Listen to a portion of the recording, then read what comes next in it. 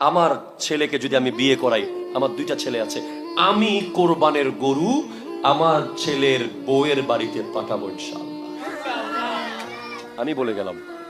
এবং আমার ছেলেকে আমি ইনশাআল্লাহ শাদী দেব। এক কানা করি, এক চুল আমাকে দিতে পারবে না কোন বইরা, তো আমি ইনশাআল্লাহ খাবো না, আমি খাওয়াবো ওয়ালিমা। আপনারা পারবেন না? পারবেন কি পারবেন না? এই প্রোগ্রামের মধ্যে যেন কোনো অসমতা না হয়।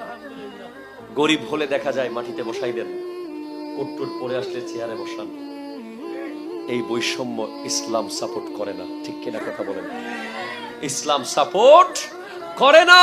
ওয়াজআলনাকুম শুউবান ওয়া কাবাইলা, আমাকে রাউজান পাঠিয়েছে, আপনাকে আনোয়ারা পাঠিয়েছে, ওনাকে বাঁশখালী পাঠিয়েছে, ওনাকে চন্দনাইশ পাঠিয়েছে, লিতাআরাফু, যাতে আমরা একে অপরের সাথে মিলিত হয়ে সম্পর্ক তৈরি করি, ভেঙে ফেলার জন্য নয়, জোড়া দেওয়ার জন্য।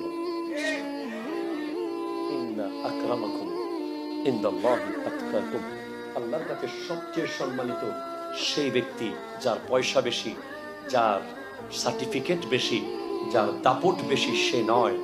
আল্লাহর কাছে সবচেয়ে সম্মানিত যার তাকওয়া বেশি, যে সবচেয়ে বেশি আল্লাহকে ভয় পায়, সমাজের সবচেয়ে দামি মানুষ হলো সে। আল্লাহ তাআলা আজকের এই মাহফিলকে কবুল করুক ইনশাআল্লাহ। ভবিষ্যতে কখনো সুযোগ হলে আর অনেক বিস্তারিত কথা বলবো আপনাদের সাথে। আপনি দেখবেন নিজের মেয়েকে যেখানে বিয়ে দিয়েছে, ওদের খাবার আলাদা, বিয়াইটার স্পেশাল সম্মান। আর যাদের ঘর থেকে মেয়ে এনেছে তাদের সম্মান নাই, তাদের কোনো পাত্তা নাই, কারণ ওখানে তো মেয়ে দিয়েছি তাই সম্মান করতে হবে। আর এদের মেয়ে এনেছি, আরো কি বলে, ইতর মাইয়া এটা দিয়ে দে, ইতর আরো মিকে আরো না গরিব আর খেলে করতাম। কথা জোরে বলেন, ঠিক কিনা? হারাম। কোরবানের গরু এখন আর মেয়ের বাড়ি থেকে আসবে না, ছেলের বাড়ি থেকে মেয়ের বাড়িতে যাবে। হাত তুলে বলেন ঠিক কিনা? অথচ বিশ্ববিদ্যালয়ের শিক্ষক পায় 1 লাখ টাকা, আর মক্তবের হুজুরের কপালে 1000 টাকাও জোটে না। বিল্ডিং এর ফাইলিং এ খরচ বেশি না উপরে খরচ বেশি? ভাই জোরে কথা কোন? ফাইলিং এ খরচ বেশি।